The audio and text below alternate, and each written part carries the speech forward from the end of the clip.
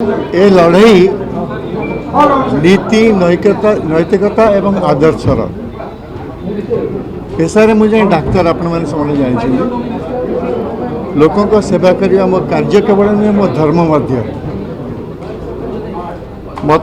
मत राज्य रे अधिक सेवा करने मो भली जन सामान्य व्यक्ति को बीजेडी कांग्रेस एवं सीपीएम उपयुक्त मन करी प्रार्थीपत्र दाखल करने सुजोग देले मुझे पाखे कृतज्ञ।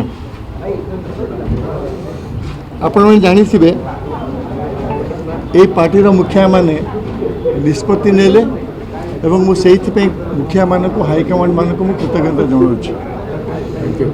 भविष्य मु निश्चित भाव में चेष्टा करी ओडिशा राज्यर जदि मत सुजोग मिलला ओडिशा राज्यर प्रत्येक क्षेत्र में उन्नति में चेष्टा करी विशेषकर स्वास्थ्य क्षेत्र में। धन्यवाद। डीटीवी ओडिया देखिवा पई सब्सक्राइब करंतु एवं बेल आइकन को मध्य दबाई दियंतु।